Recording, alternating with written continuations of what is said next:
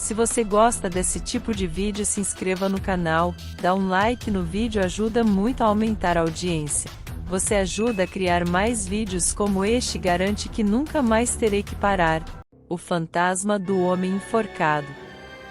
Um tema que muitas histórias de fantasmas têm em comum é que elas oferecem um senso de justiça em troca de uma morte injusta. Essa história de fantasmas em particular, no entanto, oferece uma visão um tanto diferente. É sobre tratamento injusto na morte e vingança na vida após a morte. Em 13 de outubro de 1877, Robert Semali foi enforcado após um julgamento que o considerou culpado de uma terrível e inexplicável onda de assassinatos. Os habitantes da cidade ficaram cheios de tanta raiva e ódio que deixaram seu corpo pendurado por dias. A história diz que nenhum dos habitantes da cidade demonstrou nem mesmo um pingo de remorso, muito menos de perdão. Desde então, Semali foi dito para assombrar a cidade. Aqueles que o viram dizem que ele aparece como uma figura masculina fantasmagórica, mas assim que a figura é registrada em sua mente, ela desaparece, de forma um tanto enlouquecedora, na escuridão. Os príncipes na torre. Esta é a história de dois jovens príncipes, os irmãos Eduardo e Ricardo, que foram presos na Torre de Londres para evitar que se tornassem rei e herdeiro aparente, respectivamente. Em abril de 1483, quando o rei Eduardo IV morreu, seu filho mais velho, Eduardo V, que tinha apenas 12 anos, tornou-se rei por um breve período. Por causa de sua pouca idade, ele teve um regente nomeado. Aquele regente era o tio do jovem rei. Conhecido como o Duque de Gloucester, esse tio era conhecido por estar profundamente ressentido com a existência dos meninos. Se não fosse por eles, ele seria o próximo na linha de sucessão. O que aconteceu a seguir está envolto em mistério, na verdade, é um dos mais estranhos mistérios da família real britânica. Parece que o jovem rei e seu irmão, Richard, o Duque de York, foram sequestrados e trancados na Torre de Londres, após o que o Duque de Gloucester se declarou rei Ricardo III. Os dois jovens príncipes nunca mais foram vistos ou ouvidos, e acredita-se que dois pequenos esqueletos que foram finalmente encontrados na torre são tudo o que resta deles, além das aparições fantasmagóricas. Os jornais britânicos relataram visitantes que afirmam ter visto as figuras fantasmagóricas. É forragem tabloide ou prova do paranormal? Isso é para você decidir. A colônia perdida de Roanoke. Roanoke Colony foi um dos primeiros assentamentos europeus nos Estados Unidos.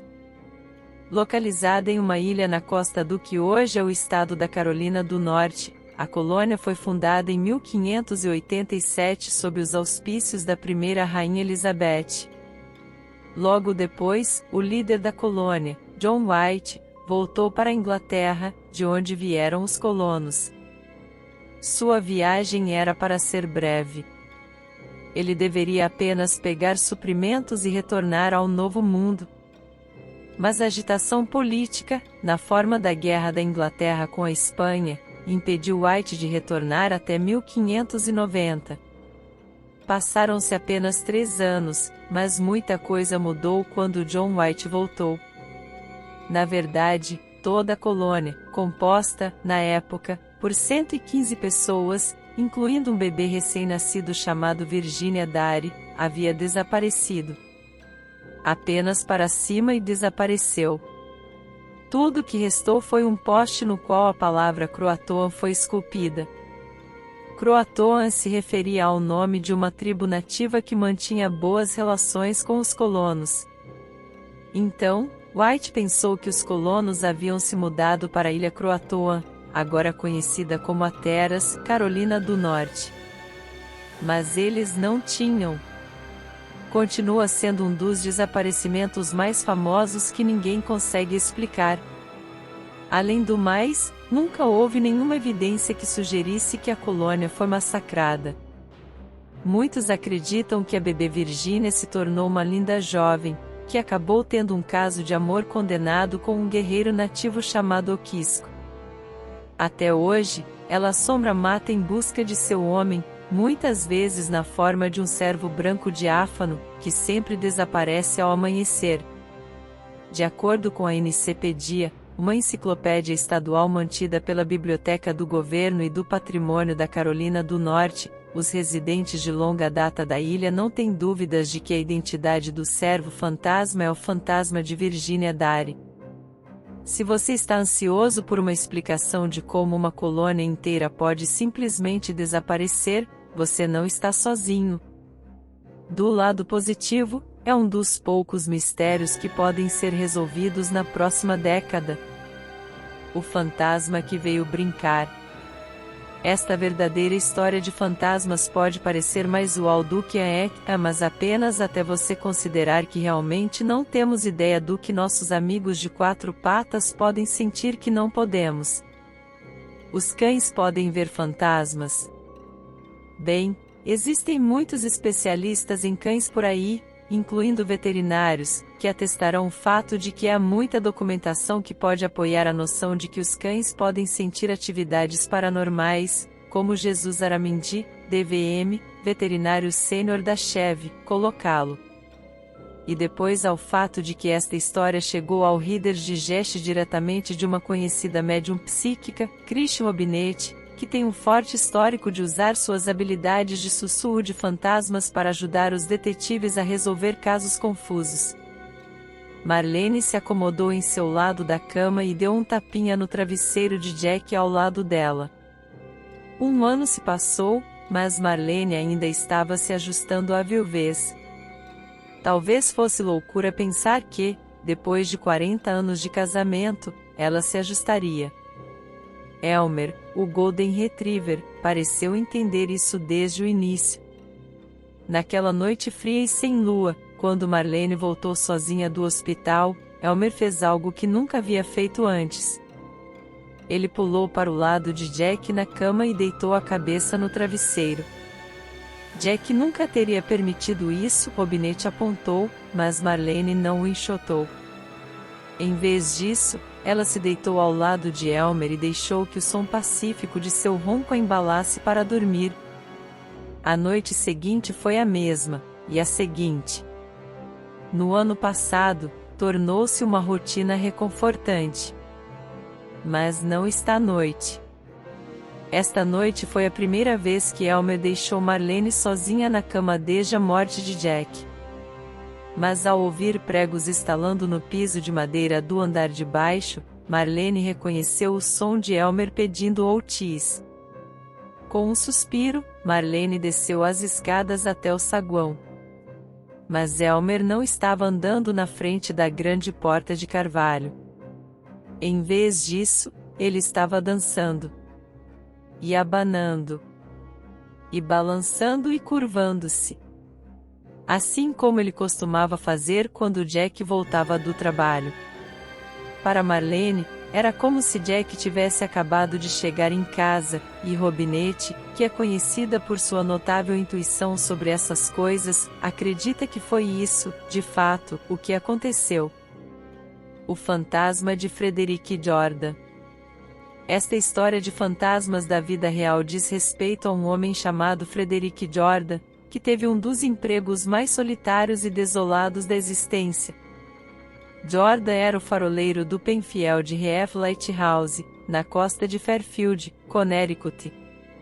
Construído em 1874, o farol era principalmente uma forma de alertar os navios sobre um recife oculto e traiçoeiro, responsável por mais do que seu quinhão de acidentes no porto. Em 1916, Frederick Jordan era o principal faroleiro. Tragicamente, ele se afogou em um acidente de barco pouco antes do Natal daquele ano, quando foi pego por um vendaval enquanto remava para casa para ver sua família. Desde então, o mau funcionamento da iluminação e do equipamento no farol foi atribuído à presença espiritual de Jordan. Mas ainda mais assustador é que os guardiões do farol de Penfield Reef frequentemente encontram o diário de bordo do farol aberto no dia em que Jordan morreu. e os moradores relataram ter testemunhado uma figura não identificável aparecendo na água para ajudar os barcos perdidos a encontrar seu caminho para a segurança perto do Recife. O fantasma da Rua Ashley. Huntington College é apenas uma das muitas faculdades mal assombradas da América, cada uma com suas próprias histórias de fantasmas. Este próximo conto verdadeiro vem da Universidade de Michigan em Arbor. A assombração aconteceu em 1972, em uma festa organizada por estudantes da Universidade de Michigan que moravam na Ashley Street. Uma garota de 15 anos, que provavelmente não deveria estar lá em primeiro lugar, de repente sentiu um estranho resfriado de gelar os ossos. Na tentativa de se aquecer, ela subiu as escadas, porque o calor aumenta, achamos. Foi quando as coisas realmente deram errado. Uma das paredes da casa começou a se mover e uma sombra negra se aproximou da garota. Enquanto isso, no andar de baixo, postes surgiam espontaneamente das paredes e se amontoavam no chão.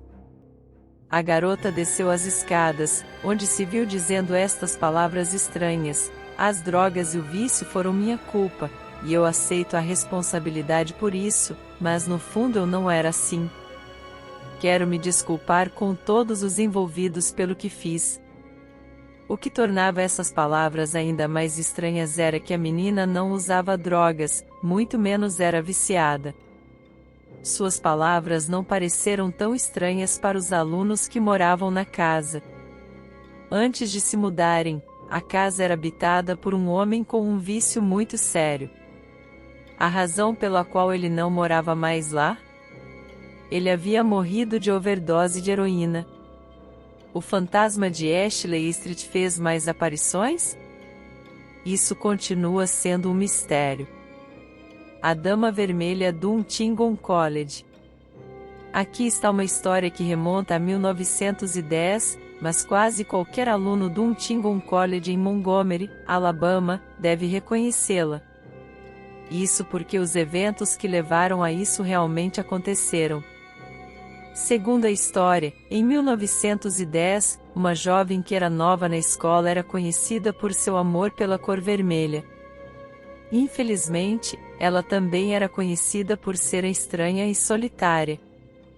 Com o início do primeiro mandato, a jovem foi ficando cada vez mais isolada. Eventualmente, ela tirou a vida cortando os pulsos. Seu corpo foi descoberto em um vestido vermelho, encharcado de sangue. A partir de então, alunos e professores relataram avistamentos de uma jovem vestida toda de vermelho. Ela apareceu em todo o campus da faculdade. A figura, que vive em perpétuo isolamento, é frequentemente citada como um lembrete da importância de ser gentil com os colegas. O menino sem olhos. Certa noite, quando eu tinha 10 anos, fui acordado pela porta do meu quarto se abrindo, seguida por alguém sentado na minha cama. Senti minha perna roçar e a cama afundar sob o peso de uma pessoa. É só a mamãe, pensei, e abri os olhos. Não foi minha mãe. Encontrei um menino sem olhos, ele tinha órbitas pretas e vazias, mais ou menos da minha idade, sentado ao pé da minha cama. Ele estendeu a mão, e nela havia uma caixinha. Fiquei assustado, mas estendi a mão. Ele se afastou. Estendi a mão novamente e disse: "Me dê." Então pisquei e, quando reabri os olhos, ele havia sumido. Mas eu ainda podia ver a marca onde ele se sentou na minha cama. Avanço rápido de 5 anos. Minha namorada veio fazer o dever de casa. Depois que ela terminou, ela tirou uma soneca enquanto esperava por seus pais. Quando eles chegaram, tentei acordá-la. Ela abriu os olhos de repente, olhando para um canto onde a parede encontrava o teto. Ela apontou para lá e voltou a dormir. Eu a sacudi novamente. Ela recobrou a consciência plena e expliquei o que ela havia feito. Ela parecia assombrada. Em cima da parede, vi um menino sem olhos. Ele estava lá, em uma pose de Homem-Aranha, olhando para mim. Eu me apavorei e contei a ela minha história sobre o mesmo garoto. Avance mais 5 anos. Eu estava com a mesma namorada e tínhamos um filho de 2 anos. Estávamos morando na casa dos meus pais, no meu antigo quarto. Minha filha começou a acordar no mesmo horário todas as noites e ela falava. Depois de um tempo, notei que ela tinha quase a mesma conversa todas as noites. Uma vez, brincando, perguntei a ela com quem ela estava falando. Ela disse: "É um menino. Ele é legal. Ele está perdido e procurando por sua mãe." As conversas noturnas da minha filha continuaram até que conseguimos nossa própria casa no final daquele ano. O sótão estranho. Alguns anos atrás, mudei-me para um apartamento de um quarto em Melbourne, na Austrália. Foi a primeira vez que morei sozinha. O bloco de apartamentos foi construído na década de 1930. Eu estava lá por alguns meses quando cheguei em casa do trabalho um dia e fui ao banheiro. Eu vi algo estranho, uma tábua de madeira, que cobria um buraco no teto que dava para um pequeno sótão, estava quebrada em 2 pedaços no chão. Examinei as peças. A placa tinha 1 polegada de espessura e seria necessário Bruce Lee para quebrá-la.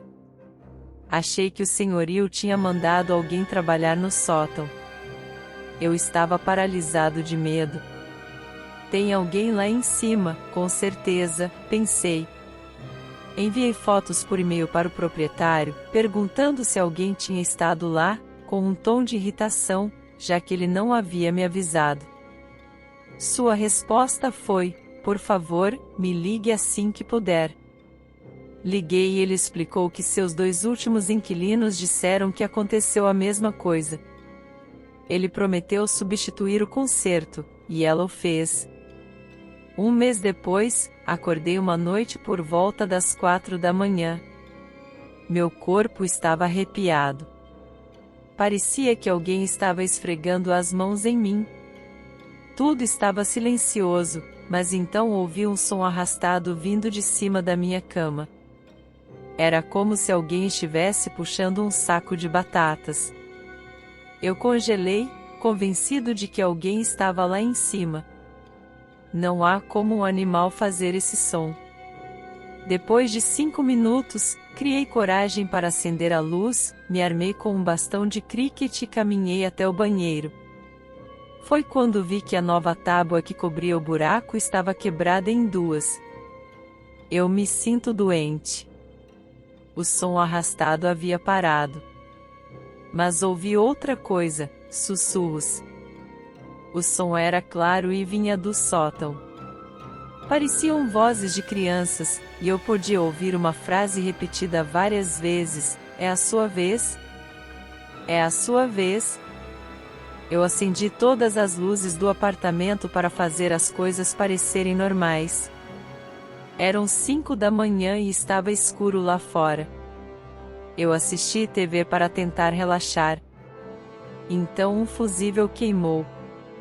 Meu periquito de estimação, Dexter, que eu mantinha na cozinha, geralmente nunca fazia barulho à noite, mas começou a grasnar como se estivesse sendo estrangulado. Eu nunca o tinha ouvido fazer esse tipo de barulho, ele estava gritando. Peguei as chaves do carro, saí correndo, sentei no carro e esperei até o sol nascer. Quando vi pessoas passeando com seus cachorros, isso me confortou o suficiente para voltar. A porta da frente estava aberta, mas imaginei que poderia ter esquecido de fechá-la quando saí correndo.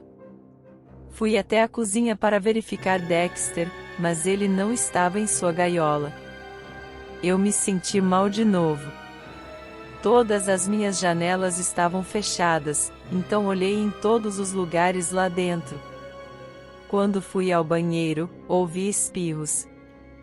Dexter quase se afogou no banheiro. Eu o tirei, lavei e sequei. Eu estava tão confuso. Às 8 da manhã, liguei para o proprietário e dei a ele uma versão diluída da noite. Oh, uau, você ouviu o sussurro também, ela disse.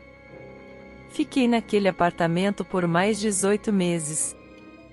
Ouvi o sussurro em algumas ocasiões, e 2 vezes a placa que cobria o buraco no teto se moveu. Embora eu more em outro lugar agora, o proprietário ligou recentemente. Ele disse que seus novos inquilinos imploraram para falar comigo sobre algumas das coisas que estão acontecendo lá. Esqueça, é problema deles agora. O fantasma travesso. Minha vizinha Diane e eu tivemos um poltergeist brincalhão por anos, e o chamávamos de Billy. Eu chegava em casa e encontrava algo colocado em um lugar estranho, leite em um armário, papel higiênico na geladeira, sabão em pó na banheira. Diane uma vez ligou para perguntar se Billy estava por perto, porque ela não conseguiu encontrar um galão de leite. Finalmente encontramos do lado de fora em seus degraus traseiros. E açúcar, maldito açúcar! Todas as manhãs, meu açucareiro estava vazio. Quando eu chegava, apontava para a casa de Diane e gritava, vá ver Diane. Em 5 minutos, eu recebia uma ligação dela. Muito obrigada, ela dizia. Ele foi e fez travessuras na casa dela. Isso ocorreu durante os 2 anos inteiros que moramos lá. Ninguém acreditou em nós, nem mesmo nossos maridos. Minha mãe achava que alguém estava nos roubando quando estávamos dormindo ou fora de casa. Minha irmã acreditava que algo estava acontecendo, mas não sabia o que. Ainda não consigo explicar nada disso. O paciente fantasma. A empresa de ambulâncias para a qual eu trabalhava tinha uma ambulância assombrada. Muitos paramédicos tinham histórias sobre isso, mas nunca dei muita importância a coisas paranormais. Isto é, até eu ter minha própria experiência com o equipamento. Meu parceiro e eu estávamos trabalhando em uma comunidade rural às 3 da manhã, e estava escuro como breu e completamente silencioso. Estávamos ambos cochilando, eu estava no banco do motorista e ele no banco do passageiro. Acordei com uma voz abafada, mas pensei que meu parceiro estava falando. Eu disse a ele que estava tentando dormir e fechei os olhos. Eu ouvi distintamente uma voz masculina dizer, oh meu Deus, estou morrendo, seguido por alguns segundos de respiração pesada. Meu parceiro e eu nos sentamos e olhamos para o compartimento do paciente, de onde parecia que a voz tinha vindo. As coisas ficaram quietas por alguns segundos e então ouvimos o clique de um regulador de garrafa de oxigênio e um silvo, como se estivesse vazando. Acendi as luzes e saímos correndo da plataforma. Achei que um passageiro poderia ter entrado enquanto dormíamos, então abrimos as portas traseiras. Ninguém estava lá. Verifiquei as garrafas de oxigênio, nem foi aberto. Não dormimos muito depois disso. As mãozinhas. Nunca morei em uma casa mal assombrada, mas minha mãe morou na adolescência. Outras casas na rua dela também tinham coisas estranhas acontecendo. Algumas casas longe dela vivia uma família. Uma noite, a filha foi para a cama com uma forte dor de cabeça. No dia seguinte, ela estava morta, ela faleceu de um aneurisma. Depois do funeral, a família foi embora para esquecer a tragédia, e o pai pediu a meu tio, irmão de minha mãe, para cuidar de seus animais de estimação. Minha mãe e meu pai, que namoravam na época, foram com ele. Minha mãe tinha ouvido falar que havia um piano de cauda e queria tocá-lo. Meu pai estava estudando para ser veterinário. Depois de entrar em casa, meu tio e meu pai foram para o porão ver os bichos, e minha mãe foi para o piano no térreo. Ela estava tocando quando sentiu algo roçar seus tornozelos. Ela pensou que um gato devia ter saído do porão e passado por ela. Ela continuou tocando. E então ela sentiu de novo. Ela olhou embaixo do piano e não viu nada. Quando ela começou de novo, ela sentiu mãos apertando suas pernas com força. Ela correu para a porta do porão, chamou meu tio e meu pai e esperou por eles. Lá fora, meu tio percebeu que minha mãe estava abalada e perguntou o que havia de errado. Ela contou a ele o que havia acontecido e ele ficou branco. Ele disse a ela que a filha que havia morrido costumava jogar com o pai. Quando ele tocava piano, ela rastejava para baixo, agarrava seus tornozelos e empurrava seus pés para cima e para baixo nos pedais. Anéis nos dedos. Daisy Clark estava em coma há mais de um mês quando o médico a declarou morta. Ela foi enterrada em um dia frio de verão em um pequeno cemitério a cerca de 1 quilômetro de sua casa. Que ela sempre descanse em paz, disse o marido. Mas não foi assim que aconteceu. Mais tarde naquela noite, um ladrão de túmulos armado com uma pá e uma lanterna começou a desenterrá-la. Como a terra ainda estava solta, ele rapidamente alcançou o caixão e o abriu. Seu palpite estava certo. Daisy foi enterrada usando 2 anéis valiosos, uma aliança de diamante e outra cravejada com um rubi brilhante. O ladrão se ajoelhou e enfiou a mão dentro do caixão para pegar os anéis, mas eles estavam completamente presos nos dedos de Daisy. Ele decidiu que a única maneira de obtê-los era cortar os dedos dela. Mas quando ele pegou a faca e começou a cortar a carne, ela começou a sangrar e Daisy começou a se contorcer. De repente, ela se sentou. Aterrorizado, o ladrão pôs-se de pé, acidentalmente batendo em sua lanterna que se apagou. No escuro, ele podia ouvir Daisy emergir de seu túmulo. O ladrão ficou paralisado, segurando a faca na mão. Ao vê-lo ali, Margarida cobriu-se com sua mortalha e perguntou: "Quem é você?" Ao ouvir o cadáver falar, o ladrão de túmulos correu. Daisy deu de ombros e continuou andando, sem se preocupar em olhar para trás. Tomado de medo e confusão, o ladrão fugiu na direção errada e caiu de cabeça na cova aberta, sobre a própria faca. Enquanto Daisy voltava para casa, o ladrão sangrou até a morte. Espaço para mais um. Um homem chamado Joseph Blackwell foi para uma viagem de negócios. Ele se hospedou na casa grande de alguns amigos na periferia da cidade. Naquela noite, eles tiveram uma noite agradável conversando e relembrando o passado. Mas quando Blackwell foi para a cama, ele começou a se virar e não conseguiu dormir. Em um ponto durante a noite, ele ouviu um carro parar na garagem. Ele foi até a janela para ver quem estaria chegando tão tarde. Ao luar, ele viu um carro funerário preto cheio de gente. O motorista olhou para ele. Quando Blackwell viu seu rosto estranho, ele estremeceu. O motorista gritou para ele: "Há espaço para mais um." Ele então esperou 1 ou 2 minutos antes de partir. Pela manhã, Blackwell contou a seus amigos o que havia acontecido. "Você estava sonhando", disseram. "Deve ter sido isso", ele respondeu, mas não parecia um sonho. Depois do café da manhã, ele partiu para a cidade e passou o dia nos escritórios de um dos novos arranha-céus da cidade. No final da tarde, ele estava pronto para voltar para casa e esperava o elevador que o levaria ao térreo. Mas quando parou em seu andar, estava muito cheio. Uma das pessoas lá dentro olhou para ele e disse: "Tem lugar para mais um." Era o motorista do carro fúnebre. "Não, obrigado", disse Blackwell. "Vou esperar o próximo." As portas se fecharam e o elevador começou a descer. Momentos depois, houve um terrível estrondo e gritos puderam ser ouvidos. O elevador havia desabado. Todas as pessoas dentro estavam mortas. E aí galera, eu queria muito agradecer por ter assistido.